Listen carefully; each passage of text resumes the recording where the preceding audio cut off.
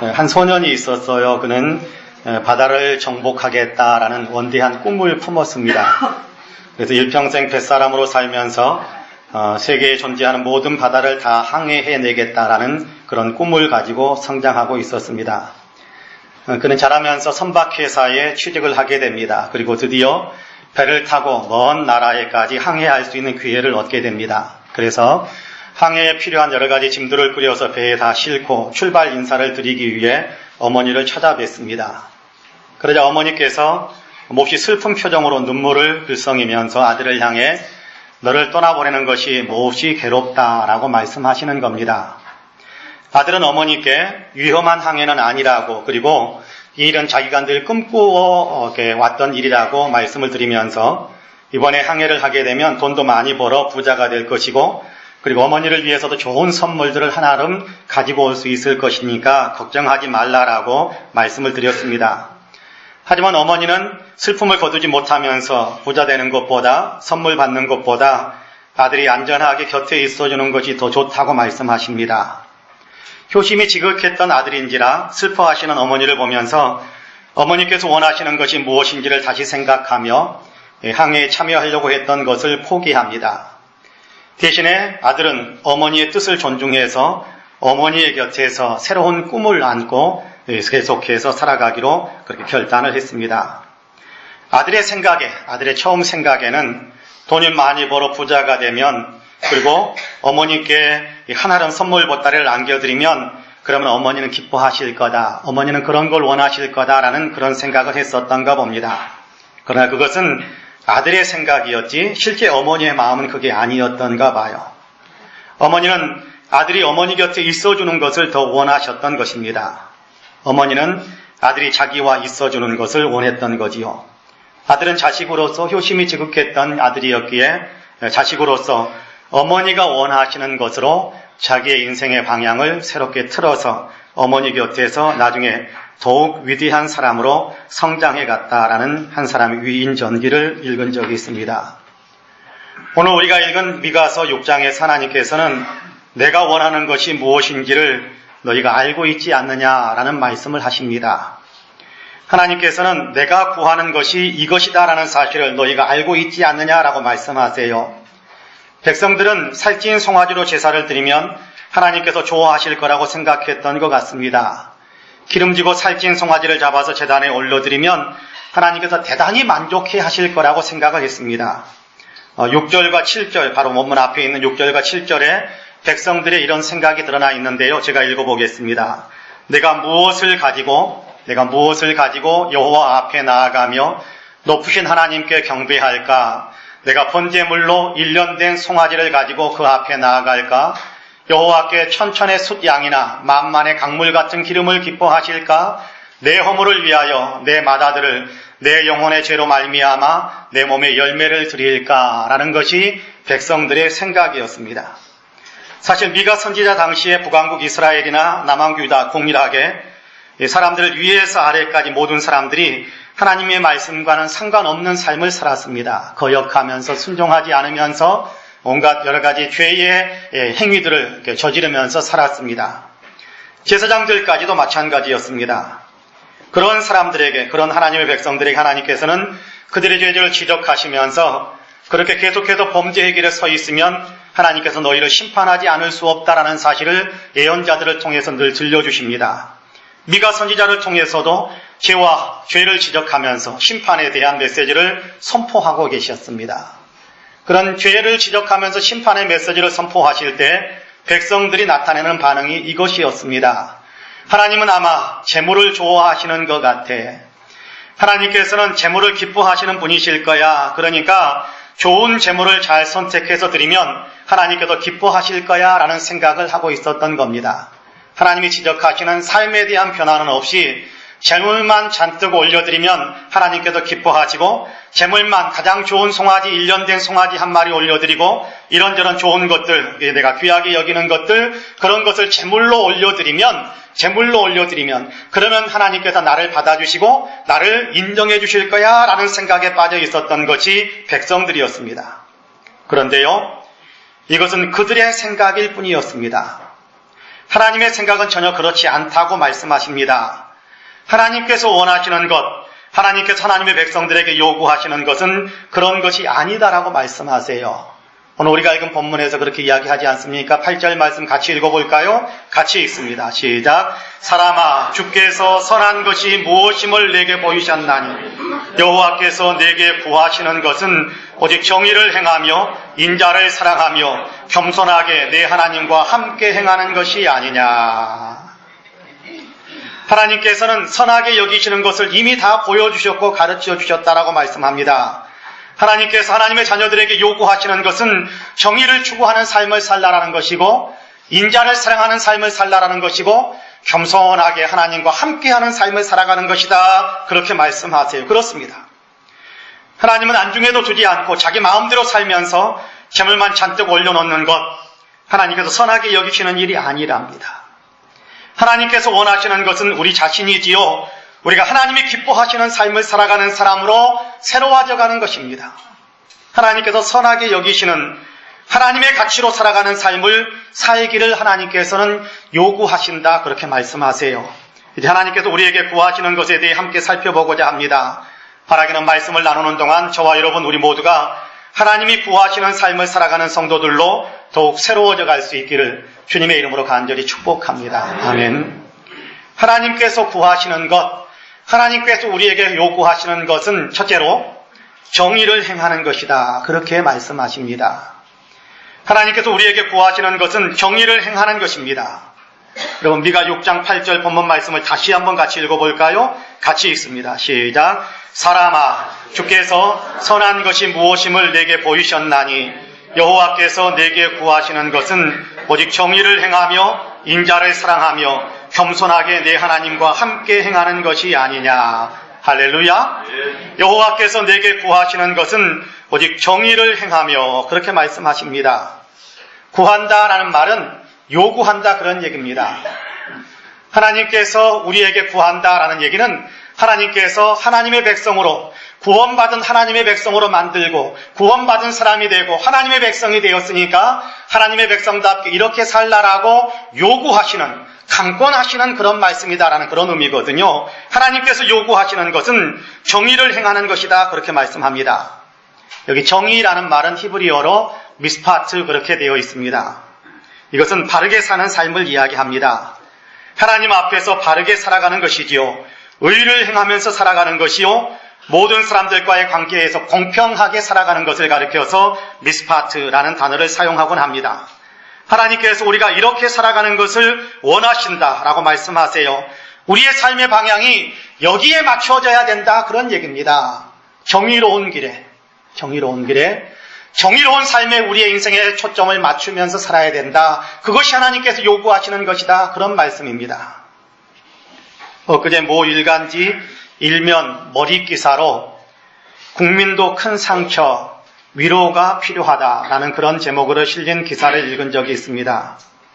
최순실 씨 사건을 접하면서 국민들이 겪게 된 충격과 반응에 관한 내용이었습니다. 조금씩 매일매일 새롭게 밝혀지는 그런 사건의 진실을 보면서 많은 국민들이 분노를 넘어 허탈감에 빠지게 되었다라는 그런 기사입니다.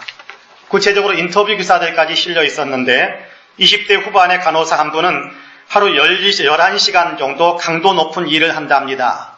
여러분 주간에 11시간 일을 하고 집에 들어오면 아마 그대로 씹지도 않고 그냥 들어 누워서 그냥 잠들어 버리고 싶은 마음이 간절할 것입니다. 그것이 그의 삶이었거든요. 그런데 요즘은 뉴스를 들으면서 밤잠에 들어가도 밤에 잠을 이루지 못한답니다.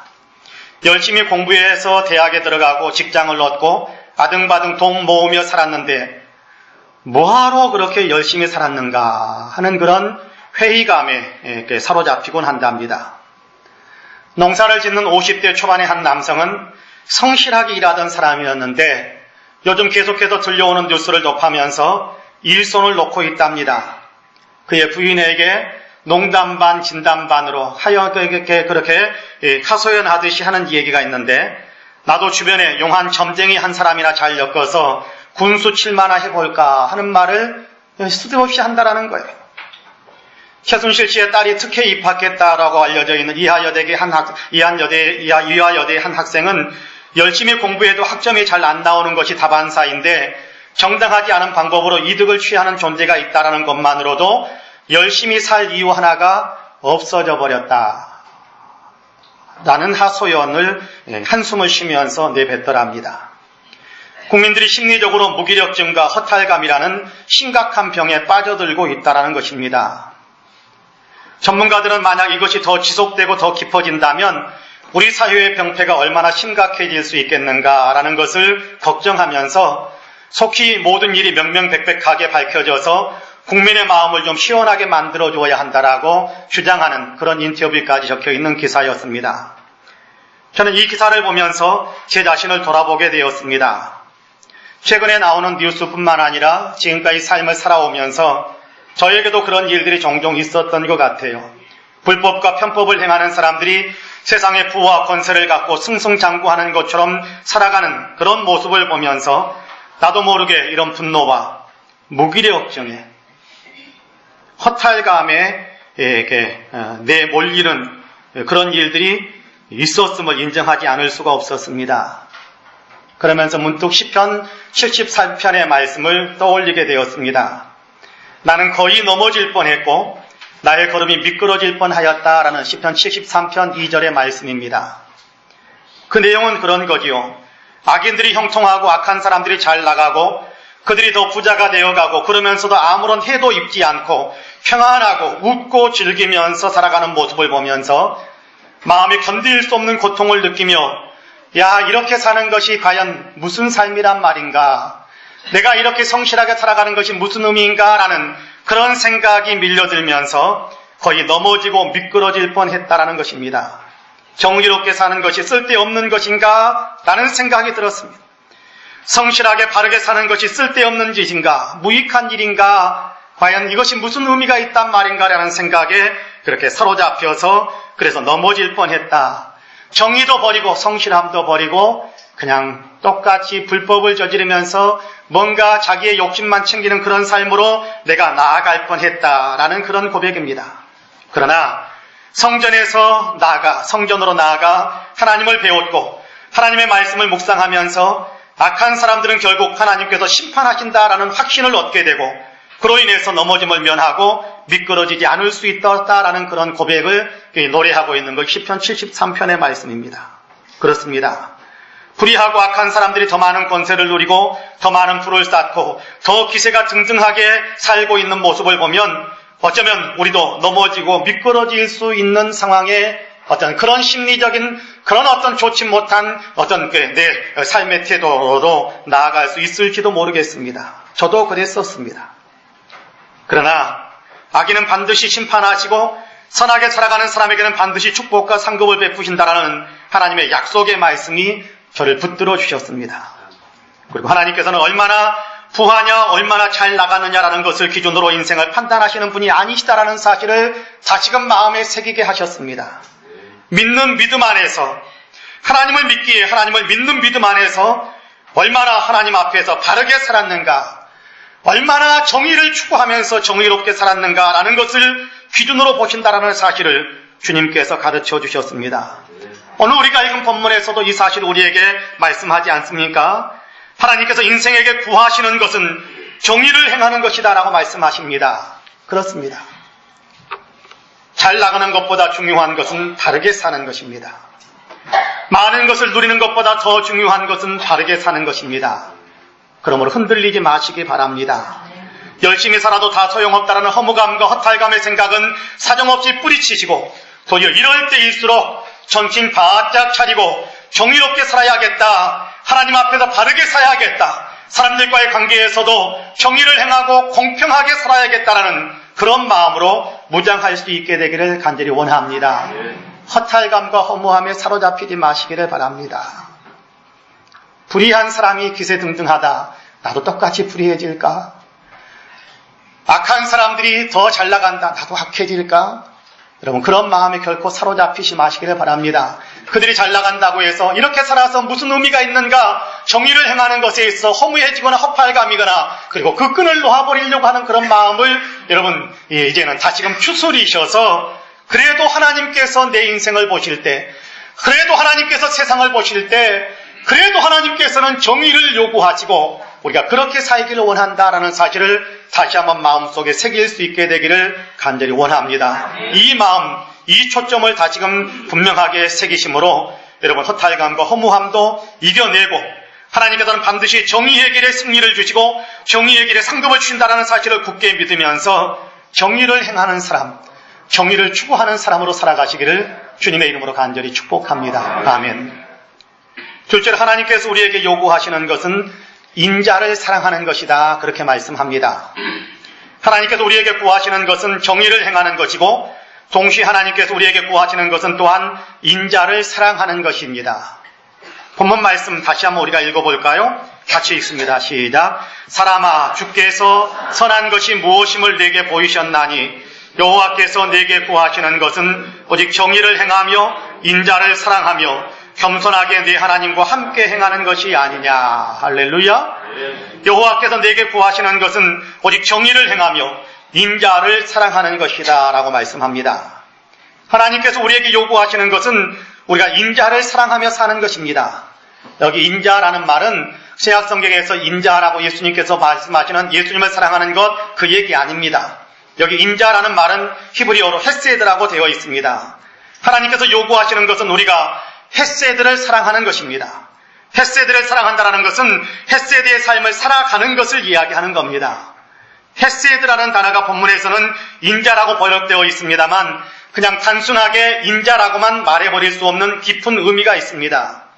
어떻게 다 설명해낼 수는 없습니다만은 그럼에도 불구하고 굳이 좀 축약해서 표현해 본다면 충성스럽고 불변하는 사랑이다. 그렇게 번역할 수 있습니다. 히브리어 헤세드라는 단어를 헬라어로 번역할 때는 신약 성경의 영어로 번역을 할 때는 아가페라고 번역합니다. 아가페라는 단어가 무슨 의미를 갖고 있는지 우리는 압니다. 하나님의 사랑을 나타낼 때 사용하는 단어거든요. 하나님께서 이렇게 사람을 사랑하신다라고 할 때 하나님께서 우리를 아가페 하신다 그렇게 말씀하거든요. 하나님의 사랑, 신적인 사랑, 이것을 나타내는 단어가 아가페고 이 아가페와 똑같은 단어가 히브리어에서는 헤세드다 그런 얘기입니다. 예수님께서는 자기 사람을 사랑하시되 끝까지 사랑하시는 분이다 라고 말씀하지 않습니까? 그렇습니다. 주님이 우리를 사랑하신 것처럼 그렇게 변치 않고 끝까지 사랑하는 사람이 되라라고 말씀하는 거지요. 변치 않고 충성스럽게 사랑하는 삶을 하나님께서 우리에게 요구하시는 겁니다. 하나님께서 우리를 사랑하시는 것처럼 우리가 서로를 그렇게 사랑하라는 것입니다. 우리를 향하신 하나님의 요구예요. 사랑하되 끝까지 사랑하는 거지요. 내 필요에 따라서 사랑했다가 필요가 없어지면 버리는 것 말고요. 내 이익에 따라 이렇게 저렇게 사랑을 바꾸는 것 말고요. 사람을 사람답게 대해주고 주님이 우리를 사랑하듯이 약점도 차이점도 다 품으면서 품어주는 그런 사랑을 끝까지 지속하라라는 것이 인자를 사랑하는 삶, 우리에게 하나님께서 요구하시는 삶입니다. 몸이 몹시 약한 할아버지 한 분이 계셨습니다. 뒷수발을 해주시던 할머니가 그만 먼저 세상을 떠나셨어요. 어쩔 수 없이 할아버지는 아들네 집에 얹혀 살기 위해서 그 집으로 들어가게 됩니다. 아들과 함께 살게 된 동안에 할아버지는 하루하루 시간이 지남에 따라 더욱더 늙어갑니다. 하루가 다르게 눈이 침침해지고 귀가 어두워져 갑니다. 식탁에서 식사할 때도 때로는 음식물이 잘 안 보일 때가 있어서 손을 더듬거려서 겨우 음식을 찾을 때가 있었습니다. 그러다 보니까 실수투성이었죠. 숟가락에서 만두콩을 떨어뜨리기도 하고 국물을 쏟기도 하고 음식물들을 너무 자주 흘리곤 했습니다. 아들과 며느리는 할아버지가 자꾸 음식을 식탁 위에 흘리고 그릇을 넣자 분통이 터졌습니다. 어느 날 할아버지가 우유잔을 제대로 집지 못해서 잘 안 보이니까 잘못 잡는 바람에 잔이 넘어지고 우유가 엎질러져서 식탁 전체가 그리고 식탁 주변에 앉아 있었던 사람들의 옷까지 버리게 되었습니다. 그러자 아들 부부는 여러 가지로 의논한 끝에 결론을 내렸습니다. 아들은 부엌 한쪽에 청소함이 놓여있는 한쪽 구석에다가 작은 식탁을 가져다 놓았습니다. 그리고 할아버지로 하여금 혼자 그 식탁에서 식사하게 했습니다. 홀로 앉은 할아버지는 눈물이 가득 된 눈으로 건너편 식탁에 모여있는 다른 식구들을 바라보곤 했습니다. 식사 중에 다른 식구들이 가끔 말을 붙이는 경우도 있었지만 거의 모든 말들은 밥그릇이나 수저를 떨어뜨리는 할아버지를 타박하는 소리였습니다. 그러던 어느 날 오후 저녁 식사를 하기 바로 전에 그 집의 어린 손녀가 마루 위에서 바쁘게 블럭을 쌓고 있었습니다.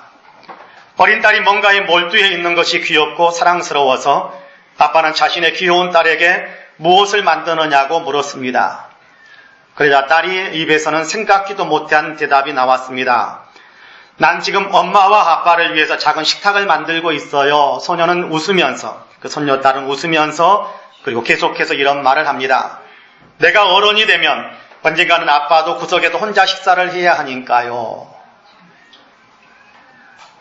아들과 며느리는 잠시 딸을 쳐다보다가 갑자기 함께 서로를 끌어안고 울기 시작했습니다.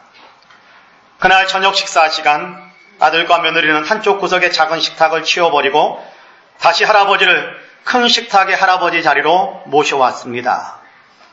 가족들은 다시 할아버지와 함께 식사를 하기 시작했습니다. 사랑을 회복한 것입니다. 불편하고 귀찮다라는 생각에 사랑을 잃어버렸었는데 다시 사랑함으로 불편하고 번거롭고 귀찮게 여겨지는 마음을 이겨낸 것입니다. 이제는 할아버지가 가끔씩 음식을 쏟거나 포크를 떨어뜨려도 조금도 싫어하지 않습니다. 도리어 곁에서 음식을 잘 드실 수 있도록 도와주다 보니까 식사 시간에 식탁 주변에 앉아있는 사람들에게는 늘 웃음꽃이 피는 시간이 되었습니다. 가정이 작은 천국이 된 것입니다. 그렇습니다. 끝까지 사랑하는 것입니다. 이랬다 저랬다 하는 것이 아니라 끝까지 사랑하는 것입니다.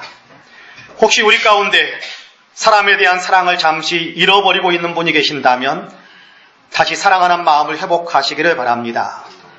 내 중심적인 사고에 빠져서 사랑을 잃어버렸을지라도 이제 주님이 원하시는 대로 헤세드, 이제 사랑받아야 할 사람을 중심에 세우고 끝까지 충성스럽게 변함없이 그를 사랑해주는 그런 삶을 살아가게 되시기를 간절히 원합니다. 이것이 하나님께서 믿는 우리에게 요구하시는 삶의 내용입니다. 바라기는 저와 여러분 우리 모두는 진실로 하나님께서 우리에게 요구하시는 대로 헤세드, 사람을 사랑하되 끝까지 사랑하는 아름다운 성도님들이 다 되시기를 주님의 이름으로 간절히 축복합니다. 아멘. 마지막으로 겸손하게 하나님과 함께 행하는 것이다. 하나님이 요구하시는 것은 그런 것이다 라고 말씀합니다. 하나님께서 우리에게 요구하시는 것은 정의를 행하는 것이요 인자를 사랑하는 것입니다. 하나님께서 우리에게 겸손히 하나님과 함께 행할 것을 하나님은 요구하신다라고 말씀하세요. 이런 본문을 다시 한번 같이 읽어볼까요? 같이 읽습니다. 시작. 사람아, 주께서 선한 것이 무엇임을 내게 보이셨나니 여호와께서 내게 구하시는 것은 오직 정의를 행하며 인자를 겸손하게 내 하나님과 함께 행하는 것이 아니냐. 할렐루야. 겸손하게 내 하나님과 함께 행하기를 원하신다라고 말씀합니다. 겸손하게. 교만해지지 말고 자기를 높이려고 하지 말고 겸손히 자기를 낮추면서 있는 그대로의 자기 자신을 인정하면서 살아가는 것입니다. 겸손히 하나님과 함께 행하라고 말씀하세요. 하나님과 함께 행한다는 것은 무엇을 이야기하겠습니까? 하나님께 여쭙고 하나님께 문의하고 하나님께 또한 도움을 얻고 하나님께서 원하시는 것에 대한 지식을 얻고 그래서 하나님께 내 자신을 맞추어 가면서 하나님 내게 맞추어 주셔야 됩니다. 이건 겸손한 마음이 아니죠. 하나님께서 원하시는 것을 알게 되고 그래서 하나님께서 원하시는 것에 나를 맞추어 갈 줄 아는 그래야 하나님과 함께하는 삶을 살아갈 수 있는 것인데 그런 삶 하나님께 순종하면서 살아가는 하나님의 뜻을 존중해드리며 살아가는 그런 삶을 하나님께서 요구하신다라고 말씀합니다. 하나님께 여쭙지 않는 것은 교만입니다. 하나님께서 원하시는 것이 무엇일까를 생각하거나 묻지 않는 것은 자기 멋대로 살고 싶어하는 교만입니다. 하나님의 뜻을 알면서도 순종하지 않는 것은 우상 숭배지요. 하나님의 뜻보다 자기 생각을 더 우선적으로 여기는 것은 자기 우상을 섬기는 것입니다. 주님은 그렇게 살기를 원치 않습니다. 하나님과 함께 행한다는 것은 하나님을 존중하고 하나님의 뜻을 높여드리며 하나님께서 원하시는 삶을 살아가는 것을 말합니다. 하나님이 우리를 창조하셨잖아요. 하나님이 값주고 우리를 사셔서 구원하신 구원자시잖아요. 그렇지 않습니까? 하나님께서 우리의 주인이시잖아요. 하나님께 주권이 있잖아요. 하나님께서 우리에게 모든 것에 대한 가르침과 또 지시하심에 수많은 것들을 보내주시잖아요. 그렇다고 한다면 하나님께서 원하시는 것에 우리가 인생의 초점을 맞추면서 살아가는 것입니다. 예수님께서도 세상에 계실 때는 그렇게 말씀하셨잖아요. 나는 내 뜻을 행하기 위해서 세상에 온 것이 아니라 아버지의 뜻을 행하기 위해서 왔다. 내 뜻대로 내 마음대로 행하는 것은 없다. 아버지께서 원하시는 것을 행한다라고 말씀하셨지 않습니까? 그렇습니다. 하나님께 나를 맞추어 가는 것입니다. 이것이 하나님과 함께 행하는 삶입니다. 하나님 함께 행하는 삶입니다. 지난 8월 달에 브라질 리우에서 올림픽이 열렸었습니다. 올림픽 기간이었던 8월 16일 리우 올림픽 경기장에서 육상 여자 5000m 예선 2조 경기가 진행되었습니다. 트랙을 12바퀴 반을 돌아야 하는 경기에서 선수들이 8바퀴째를 돌고 있었습니다. 숨이 턱 밑까지 차오르는 극한의 질주를 하는 동안에 뉴질랜드의 니크 햄블린이라는 선수가 그만 발을 좀 잘못 디디면서 중심을 잃고 쓰러졌습니다. 근데 바로 뒤에 따라오던 선수, 미국의 다코스티노라는 선수가 넘어지는 그 햄블린 선수를 피하지 못하고 그 햄블린 선수에게 걸려가지고 같이 넘어져 버렸습니다. 빠르게 몸을 추스리고 달리는 것이 보통이지만 먼저 걸려서 넘어졌던 다코스티노는 쓰러져 있던 햄블린에게 다가가서 그의 어깨에 손을 올리면서 말했습니다. 일어나 결승점까지 같이 달려야지, 올림픽이잖아. 햄블린은 격려의 힘을 얻으면서 일어섰습니다. 두 선수는 몇 걸음을 함께 달리려고 했는데 이번에는 조금 전에 넘어지면서 무릎에 충격을 받았던 다고스티노가 그 자리에 주저앉았습니다. 그러자 햄블린이 그 자리에서도 멈추면서 괜찮아, 뛸 수 있겠어? 라고 묻고는 일어설 수 있도록 두 팔을 잡아서 끌어당겨 주었습니다. 그동안 시간이 흘렀고 앞서 달린 선수들은 이미 저 멀리까지 가 있었습니다. 두 선수는 다시 달리기 시작했고 다고스티노는 뒤처져 있는 자신을 바라보면서 자꾸만 뒤를 돌아보면서 뛰고 있었던 햄블린에게 계속 뛰어라고 외쳤습니다. 그런 상태로 마침내 가장 꼴찌로 다고스티노는 결승점을 통과했습니다. 그리고 그곳에서 자기를 기다리고 있었던 햄블린과 뜨거운 포옹을 나누었고 관중들은 그들을 향해 뜨거운 기립박수를 보냈습니다. 경기 후에 다고스티노는 처음 넘어졌다가 일어섰을 때 왜 계속 달리지 않고 넘어져 있던 햄블린을 일으켜 세웠느냐라는 질문을 받고 이렇게 대답을 했습니다. 하나님이 내 마음을 그렇게 이끌어 주셨습니다. 경기에서 거두는 기록보다 그렇게 행동한 것이 더 바람직했다라고 저는 생각합니다. 라고 대답을 했답니다. 여러분 한번 생각해 보세요. 4년을 어쩌면 운동선수로서 평생을 준비한 경기 아닙니까? 기록을 내고 메달을 따고 싶은 그런 욕심이, 그런 간절한 마음이 얼마나 컸겠습니까?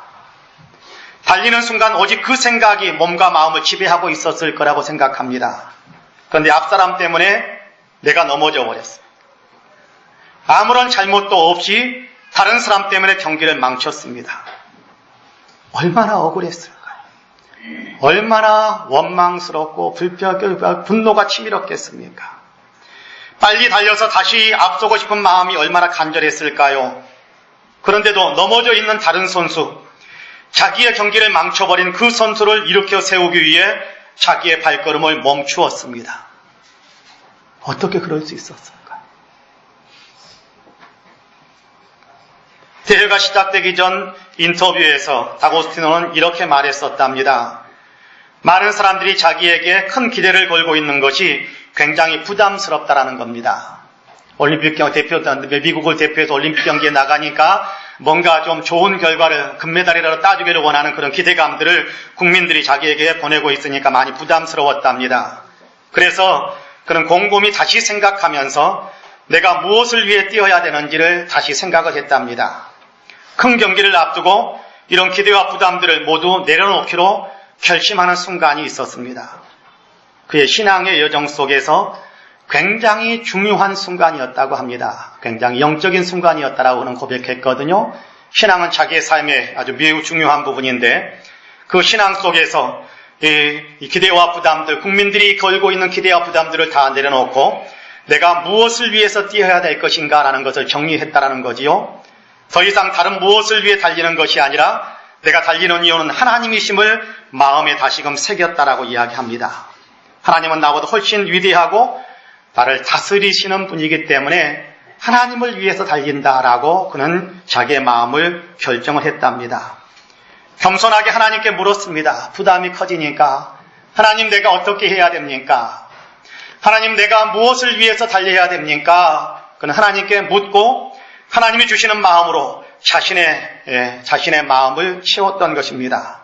그리고 겸손히 하나님께 순종하는 마음으로 하나님과 함께 행하는 사람으로 내가 일어서겠다라고 그는 자신의 마음과 생각들을 재정리했던 것입니다. 하나님을 위해 하나님께서 원하시는 경기를 하겠다라는 믿음의 결단을 했던 것이지요. 그러므로 최선을 다해서 경기하지만 경기 중에 벌어진 전혀 예기치 못한 상황 속에서도 하나님께서 어떤 것을 원하실까? 불평하고 원망하고 저주하고 그런 것을 원하셨을까? 아니면 넘어져 있었던 친구를 이렇게 세우는, 물론 친구도 아니죠. 경기장에 처음 만난 사람이니까요. 이 선수를 이렇게 세워주는 것을 원하실까? 순간적으로 하나님께서 그와 함께 하시면서 그를 일으켜 세워주기를 원하는 그 마음에 자기 자신을 내어주면서 그렇게 행동할 수 있었다라고 고백하는 것입니다. 그렇습니다. 겸손히 하나님과 함께 행하는 삶을 살았던 것입니다. 하나님을 생각하며 하나님께서 기뻐하시는 삶을 선택하며 하나님과 함께 행했던 것이지요. 하나님께 여쭙고 하나님의 가르침을 받으며 하나님과 함께 행하는 삶을 살아가는 것입니다. 이것이 하나님께서 하나님을 믿는 우리에게도 요구하시는 것입니다. 묻고 하나님께서 우리에게 가르쳐 주시는 길에 내 자신을 순종하고 복종시키는 그런 삶을 살아가는 것. 하나님께서 이런 삶을 우리가 살아가게 되시기를 간절히 원하고 있습니다. 사랑하는 성도 여러분, 세상이 우리를 몹시 흔들어대고 있습니다. 그럼에도 믿음 안에 견고히 서시기를 간절히 소망합니다. 이리 보고 저리 보고 연일 터져나오는 뉴스를 보면서 안타깝고 화가 나기도 하고 성실하게 살아서 뭐하나, 바르게 살아서 뭐하나 라는 그런 허탈감이 밀려들 수도 있을 것입니다. 그러나 세상이 우리가 기대하는 방향으로 나아가지 않는다고 할지라도, 상식 이하의 방향으로 나아간다고 할지라도 우리까지 그 길로 함께 달려서야 되겠습니까?